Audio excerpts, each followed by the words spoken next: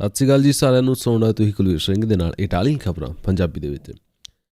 ਅੱਜ ਇਟਲੀ ਦੇ ਵਿੱਚ 3882 ਨਵਾਂ ਕੇਸ, 39 ਮਰੀਜ਼ਾਂ ਦੀ ਹੋਈ ਮੌਤ, 3861 ਮਰੀਜ਼ ਹੋਏ ਠੀਕ।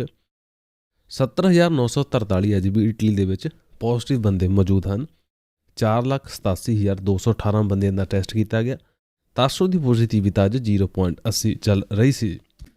ਅਗਲੀ ਅਪਡੇਟ ਵੱਲ ਜਾਣ ਤੋਂ ਪਹਿਲਾਂ ਦੇਖਦੇ ਹਾਂ ਜੀ, ਕੱਲ੍ਹ ਲਤੀਨਾ ਦੇ ਵਿੱਚ ਇੱਕ ਪ੍ਰੋਟੈਸਟ ਹੋਣ ਜਾ ਰਿਹਾ ਜੀ। ਪ੍ਰੈਫੇਤੂਰਾ ਦੇ ਸਾਹਮਣੇ ਇੱਕ ਪ੍ਰੋਟੈਸਟ ਹੋਣਾ ਦਿਨ ਸ਼ਨੀਵਾਰ 23 ਅਕਤੂਬਰ ਨੂੰ ਸਵੇਰੇ 10 ਵਜੇ ਲਤੀਨਾ ਦੇ ਵਿੱਚ ਪ੍ਰੈਫੇਤੂਰਾ ਦੇ ਸਾਹਮਣੇ ਪਿਆਜ਼ਾ ਦੇਲਾ ਲਿਬਰਟਾ, ਆਜ਼ਾਦੀ ਦਾ ਜਿਹੜਾ ਪਿਆਜ਼ਾ, ਉਹਦੇ ਸਾਹਮਣੇ ਪ੍ਰੋਟੈਸਟ ਹੋਣਾ। ਪ੍ਰੋਟੈਸਟ ਹੋਣ ਦਾ ਕਾਰਨ ਕੀ ਹੈ? ਕਾਰਨ ਕੀ ਹੈ ਜੀ? ਪਹਿਲਾਂ ਤਾਂ ਜਿਹੜਾ ਸਨਾਤੋਰੀਆ ਇਟਲੀ ਦੇ ਵਿੱਚ 2020 ਦੇ ਵਿੱਚ ਇਮੀਗ੍ਰੇਸ਼ਨ ਖੁੱਲ੍ਹੀ ਸੀ, ਉਹਦੇ ਉੱਤੇ ਕੋਈ ਵੀ ਅਪਡੇਟ ਨਹੀਂ ਆ ਰਿਹਾ।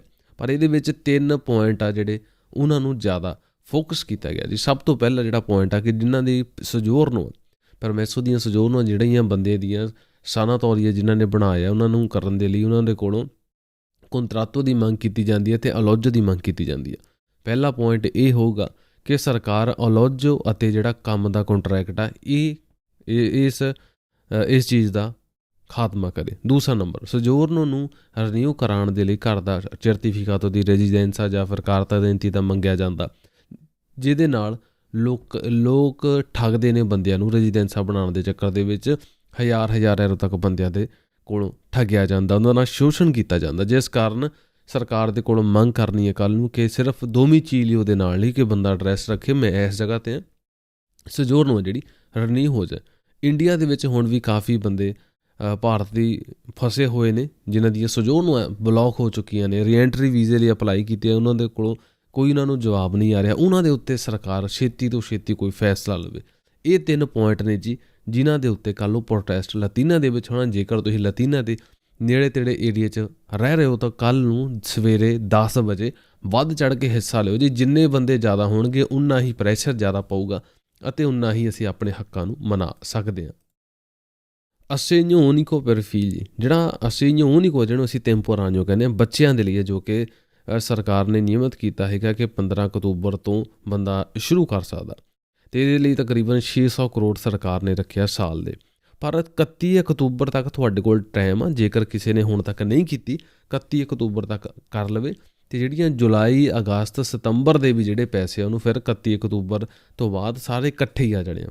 ਕਿੰਨੇ ਆਣੇ ਜੀ ਪੈਸੇ? ਦੱਸਿਆ ਜਾ ਰਿਹਾ ਘੱਟ ਤੋਂ ਘੱਟ 30 ਯੂਰੋ ਤੋਂ ਲੈ ਕੇ 30 ਯੂਰੋ ਤੋਂ ਘੱਟ ਜਾ ਕੇ 167 ਯੂਰੋ ਤੱਕ ਚੱਲਦੀ ਹੈ। ਡਿਪੈਂਡ ਕਰਦਾ ਬੱਚੇ ਕਿੰਨੇ, ਡਿਪੈਂਡ ਕਰਦਾ ਘਰ ਦੇ ਵਿੱਚ ਕੋਈ ਹੈਂਡੀਕੈਪਟ ਹੈ ਜਾਂ ਨਹੀਂ। ਅਤੇ ਇਹ ਵੀ ਜਿਹੜਾ ਵੱਧ ਤੋਂ ਵੱਧ ਜਿਹੜੀ ਈਜ਼ੀ 50,000 ਤੱਕ ਜਿਹਨਾਂ ਜਾਂਦੀ ਹੈ, ਉਹਨਾਂ ਨੂੰ ਵੀ ਕੁਛ ਨਾ ਕੁਛ ਪੈਸੇ ਜਿਹੜੇ ਆ ਜ਼ਰੂਰ ਮਿਲਦੇ ਆ। ਬੱਚਿਆਂ ਦਾ ਡਿਪੈਂਡ ਹੁੰਦਾ, ਜਿੱਡਾ ਵੱਡਾ ਪਰਿਵਾਰ ਆ ਪੈਸੇ ਉਨੇ ਹੀ ਮਿਲਦੇ ਆ। ਜੇਕਰ ਬੱਚਾ ਕੋਈ ਹੈਂਡੀਕੈਪਟ ਆ ਤਾਂ ਫਿਰ ਉਹ ਥੋੜ੍ਹਾ ਜਿਹਾ ਪੈਸੇ ਜਿਹੜੇ ਵੱਧ ਜਾਂਦੇ। ਜਿਨ੍ਹਾਂ ਦੇ 3 ਬੱਚਿਆਂ ਤੋਂ ਵੱਧ ਵਾ ਉਹਨਾਂ ਨੂੰ ਜਿਹੜੇ ਤਕਰੀਬਨ 653 ਯੂਰੋ ਤੱਕ ਮਿਲ ਸਕਦੇ ਆ। 335 ਤੋਂ 653 ਤੱਕ ਮਿਲ ਸਕਦੇ ਆ। 30% ਵੱਧ ਜਾਂਦਾ ਦੂਜੇ ਬੱਚੇ ਤੋਂ ਬਾਅਦ ਜਿਹੜੇ ਪੈਸੇ ਮਿਲਣੇ ਆ। ਜੇਕਰ 167 ਮਿਲਣੇ ਆ ਫਿਰ ਉਹਨੂੰ 30% ਪੈਸੇ ਐਕਸਟਰਾ ਮਿਲਣੇ ਆ। ਇੱਦਾਂ ਹੀ ਜਿੱਦਾਂ ਹੀ ਬੱਚੇ ਜ਼ਿਆਦਾ ਨੇ ਉਨਾ ਹੀ ਸਰਕਾਰ ਮਦਦ ਜ਼ਿਆਦਾ ਕਰੂਗੀ ਜੀ।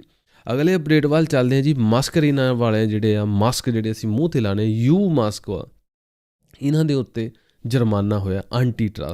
ਐਂਟੀ ਟਰਸਟ ਵਾਲੇ ਕਿਹੜੇ ਜੀ? ਐਂਟੀ ਟਰਸਟ ਅਸੀਂ ਕਹਿ ਸਕਦੇ ਹਾਂ ਜਿਹੜੇ, ਇਹਨਾਂ ਨੂੰ ਅਸੀਂ ਇੱਦਾਂ ਕਹਿ ਸਕਦੇ ਹਾਂ ਕਿ ਇਹ ਕੰਜ਼ਿਊਮਰ ਕੋਰਟ ਵਾਲੇ ਵੀ ਅਸੀਂ ਇਹ ਰੱਖ ਸਕਦੇ ਹਾਂ। ਅਤੇ ਇਹਨਾਂ ਨੇ ਜੀ 4.5 ਲੱਖ ਯੂਰੋ ਦਾ ਜੁਰਮਾਨਾ ਕੀਤਾ। ਕਾਰਨ ਕੀ ਹੈ ਜੀ? ਕਾਰਨ ਇਹ ਹੈ ਦੱਸਿਆ ਕਿ ਜਿਹੜੀ ਇਹਨਾਂ ਨੇ ਪਬਲਿਸਿਟੀ ਕੀਤੀ ਆ, ਪਬਲਿਸਿਟੀ ਗਲਤ ਤਰੀਕੇ ਦੇ ਨਾਲ ਕੀਤੀ, ਗਲਤ ਪਬਲਿਸਿਟੀ ਕੀਤੀ।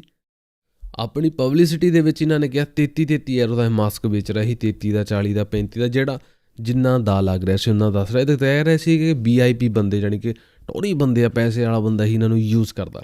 ਫਰਵਰੀ 2021 ਦੇ ਵਿੱਚ ਦੱਸਿਆ ਜਾ ਰਿਹਾ ਕਿ ਇਹਨਾਂ ਨੂੰ ਬਣਾਇਆ ਜਾਣਾ ਸ਼ੁਰੂ ਕੀਤਾ ਸੀ। ਅਤੇ ਇਹਨਾਂ ਦੇ ਸਿਰ ਕਾਫੀ ਬਹੁਤ ਲੰਬੀ ਚੌੜੀ ਸਟੋਰੀ ਹੈ। ਪਰ ਗੱਲ ਇਹ ਹੈ ਜੀ, ਇਹਨਾਂ ਦੇ ਸਿਰ ਕੇਸ ਇਸ ਕਰਕੇ ਹੋਇਆ, ਇਹਨਾਂ ਨੇ ਕਿਹਾ ਜਿਹੜੀ ਸਰਕਾਰ ਦੇ ਵੱਲੋਂ ਨਿਯਮਿਤ ਕੀਤੇ ਗਏ ਨੇ ਕਿ FFP3 ਜਿਹੜਾ ਮਾਸਕ ਆ, ਉਹਨਾਂ ਦੇ ਵਿੱਚੋਂ ਜਿਹੜੇ ਛੋਟੇ ਕੀਟਾਣੂ ਹੁੰਦੇ ਆ ਉਹ ਵੀ ਬੰਦਾ ਸਾਹ ਰਾਹੀਂ ਅੰਦਰ ਨਹੀਂ ਖਿੱਚ ਸਕਦਾ। ਇਹਨਾਂ ਨੇ ਕਿਹਾ ਕਿ ਸਾਡਾ ਜਿਹੜਾ ਮਾਸਕ ਆ FFP3 ਨਾਲੋਂ ਵੀ ਵੱਧ ਪ੍ਰੋਟੈਕਟ ਕਰਦਾ, ਜਾਣੀ ਕਰੋਨਾ ਤੋਂ ਖਿਲਾਫ ਸਾਡੇ ਜਿਹੜੇ ਮਾਸਕ ਆ ਬਹੁਤ ਵਧੀਆ।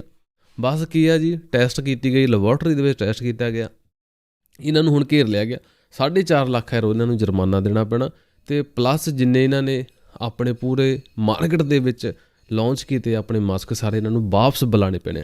ਜਿੱਦਾਂ ਕਿ ਰੈੱਡ ਬੁੱਲ ਬਾਰੇ ਆਪਾਂ ਨੂੰ ਸਾਰਿਆਂ ਨੂੰ ਪਤਾ ਹੋਣਾ, ਕਹਿੰਦੇ ਸੀ ਵੀ ਜਿਹੜੇ ਰੈੱਡ ਬੁੱਲ ਪੀਂਦਾ ਉਹਦੇ ਆਲੀ ਜਿਹੜੇ ਵਿੰਗ ਜਾਂ ਉਹਦੇ ਖੰਭ ਨਿਕਲ ਜਾਂਦੇ। ਇੱਦਾਂ ਹੀ ਇੱਕ ਬੰਦੇ ਨੇ ਕੇਸ ਕਰ ਦਿੱਤਾ ਸੀ ਕਿ ਮੈਂ ਤਾਂ ਰੈੱਡ ਬੁੱਲ ਦੀਆਂ 10 ਬੋਤਲਾਂ ਪੀਣੀਆਂ, ਨਾ ਮੇਰੇ ਖੰਭ ਨਾ ਮੇਰੇ ਪੂਛ, ਮੇਰੇ ਤਾਂ ਸਿੰਗ ਵੀ ਨਹੀਂ ਨਿਕਲੇ, ਕੁਛ ਵੀ ਨਹੀਂ ਨਿਕਲਿਆ। ਐਸੇ ਹਿਸਾਬ ਦੇ ਨਾਲ ਹੀ ਨਹੀਂ ਕਿਹਾ ਜੀ ਸਾਡਾ ਜਿਹੜਾ ਮਾਸਕ ਵਾ ਬਹੁਤ ਹੀ ਜ਼ਿਆਦਾ ਪ੍ਰੋਟੈਕਟਿਡ ਵਾ, ਜਿਸ ਕਰਕੇ ਐਂਟੀ ਟਰਸਟ ਨੇ ਕਿਹਾ ਕਿ ਤੁਸੀਂ ਗਲਤ ਤੁਸੀਂ ਇਨਫੋਰਮੇਸ਼ਨ ਦੇ ਰਹੇ ਹੋ। ਫਾਈਜ਼ਰ ਦੀ ਵੈਕਸੀਨ ਵੱਲ ਚੱਲਦੇ ਹਾਂ ਜੀ। ਫਾਈਜ਼ਰ ਦੀ ਵੈਕਸੀਨ ਜਿਹੜੀ 5 ਤੋਂ 11 ਸਾਲ ਦੇ ਬੱਚਿਆਂ ਦੇ ਵੱਲ ਲੱਗ ਰਹੀ ਹੈ ਜੀ। ਟੈਸਟ ਕੀਤਾ ਗਿਆ 2268 ਬੱਚਿਆਂ ਤੇ। ਅਮਰੀਕਾ ਦੇ ਵਿੱਚ ਕੀਤਾ ਗਿਆ ਫੂਡ ਐਂਡ ਡਰੱਗ ਐਡਮਿਨਿਸਟ੍ਰੇਸ਼ਨ ਆ ਜਿਹੜੀ ਉਹਨਾਂ ਦੀ FDA ਆ, ਉਹਨਾਂ ਤੋਂ ਹੁਣ ਉਹਨਾਂ ਨੇ ਆਪਣੀ ਰਿਪੋਰਟ ਭੇਜੀ ਹੈ ਕਿ 91% ਤੱਕ 5 ਤੋਂ ਲੈ ਕੇ 11 ਸਾਲ ਦੇ ਜਿਹੜੇ ਬੱਚੇ ਉਹਨਾਂ ਦੇ ਵਿੱਚ 91% ਤੱਕ ਜਿਹੜੇ ਉਹਨਾਂ ਦੀ ਜਿਹੜੀ ਡੋਜ਼ ਆ ਕੰਮ ਕਰ ਰਹੀ ਹੈ ਜੀ।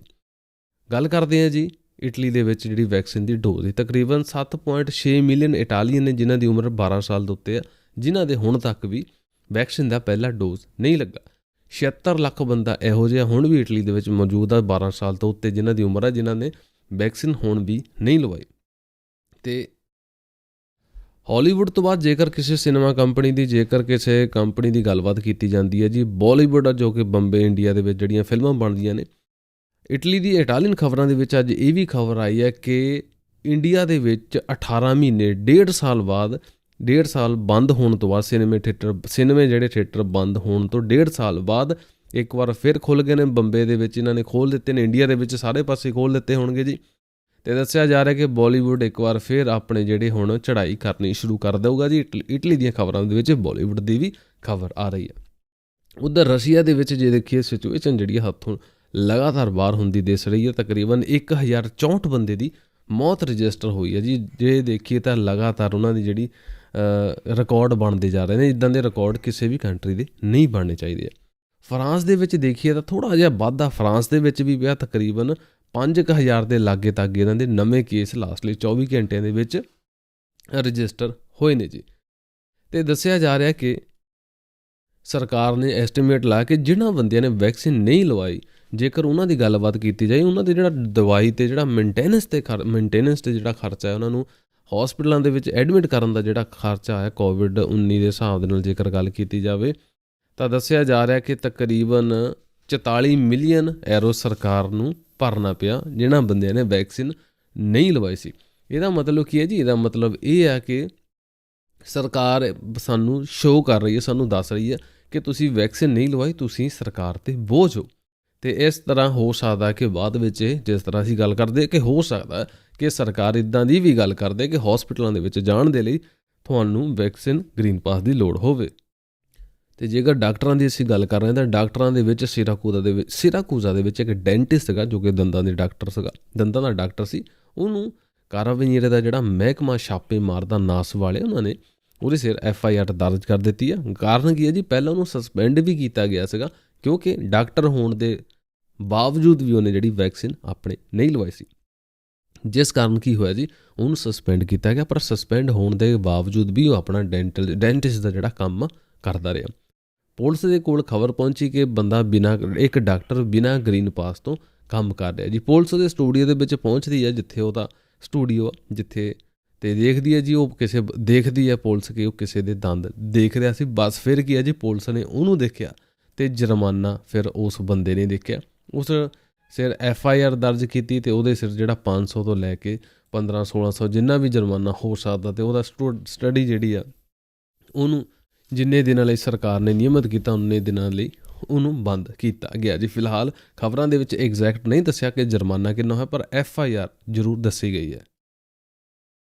ਖੁਸ਼ਖਬਰੀ ਵੱਲ ਵੀ ਚੱਲਦੇ ਹਾਂ ਜੀ, ਜੋ ਕਿ ਪਹਿਲਾਂ ਦੱਸਣੀ ਖਬਰਾਂ ਦੇ ਵਿੱਚ ਹੀ ਸਾਡੀ ਰਹਿ ਗਈ ਹੈ। ਖੁਸ਼ਖਬਰੀ ਇਹ ਹੈ ਜੀ ਕਿ ਇੰਡੀਆ ਤੋਂ ਆਪਣੇ ਵੀਰ ਨੇ ਜਸਵੰਤ ਵਰਿੰਗ ਭਾਜੀ ਨੇ ਸਾਨੂੰ ਸਪੈਸ਼ਲੀ ਕੰਟੈਕਟ ਕੀਤਾ, ਆਪਣੀਆਂ ਕਮੈਂਟਾਂ ਕੀਤੀਆਂ ਅਤੇ ਸਾਨੂੰ ਸਕਰੀਨਸ਼ਾਟ ਵੀ ਭੇਜਿਆ, ਜਿਸ ਵਿੱਚ ਸਾਫ਼-ਸਾਫ਼ ਸ਼ਾਇਦ ਤੁਸੀਂ ਆਪਣੀ ਸਕਰੀਨ ਦੇ ਉੱਤੇ ਇਸ ਟਾਈਮ ਦੇਖ ਵੀ ਰਹੇ ਹੋਵੋਗੇ, ਸਾਫ਼-ਸਾਫ਼ ਲਿਖਿਆ ਜੀ ਕਿ BFS ਗਲੋਬਲ ਵਾਲਿਆਂ ਨੇ ਜੇਕਰ ਤੁਸੀਂ ਵੀਜ਼ੇ ਅਪਲਾਈ ਕਰਨੇ ਆ, ਜਿਹੜਾ ਇੰਪਲੋਇਮੈਂਟ ਦਾ ਵੀਜ਼ਾ ਇਹਨੂੰ ਓਪਨ ਕਰ ਦਿੱਤਾ ਜੀ। ਇੰਪਲੋਇਮੈਂਟ ਦਾ ਵੀਜ਼ਾ ਕਿਹੜਾ ਜੀ? ਇੰਪਲੋਇਮੈਂਟ ਦਾ ਵੀਜ਼ਾ ਆ ਜਿਹੜਾ ਤੁਸੀਂ 9 ਮਹੀਨੇ ਵਾਲਾ ਹੋਇਆ ਜਾਂ ਫਿਰ ਜਿਹੜਾ ਵੀ ਕੰਮ ਵਾਲੇ ਜਿਹੜੇ ਵੀਜ਼ੇ ਇਹਨਾਂ ਨੂੰ ਖੋਲ੍ਹ ਦਿੱਤਾ ਗਿਆ। ਅਤੇ ਜਿਹੜੀ ਪਹਿਲੀ ਡੇਟ ਅਵੇਲੇਬਲ ਦੱਸ ਰਿਹਾ ਉਹ ਹੈ ਜੀ 25 ਅਕਤੂਬਰ ਪਹਿਲੀ ਡੇਟ ਦੱਸ ਰਿਹਾ।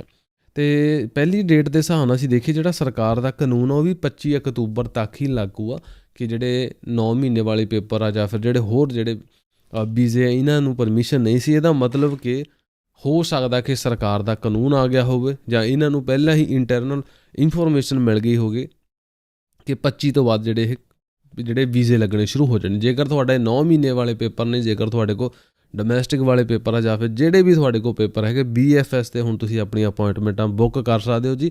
25 ਅਕਤੂਬਰ ਤੋਂ ਜਿਹੜੀਆਂ ਅਪੋਇੰਟਮੈਂਟਾਂ ਮਿਲਣੀਆਂ ਸ਼ੁਰੂ ਹੋ ਗਈਆਂ ਨੇ। ਅਤੇ ਇੱਕ ਵਾਰ ਫਿਰ ਅਸੀਂ ਜਸਵੰਤ ਬਰਿੰਗ ਭਾਜੀ ਦਾ ਬਹੁਤ ਬਹੁਤ ਧੰਨਵਾਦ ਕਰਦੇ ਹਾਂ ਜਿਨ੍ਹਾਂ ਨੇ ਸਾਨੂੰ ਇਸ ਇਨਫੋਰਮੇਸ਼ਨ ਬਾਰੇ ਰੂਬਰੂ ਕਰਾਇਆ, ਇਸ ਇਨਫੋਰਮੇਸ਼ਨ ਬਾਰੇ ਦੱਸਿਆ ਜੀ।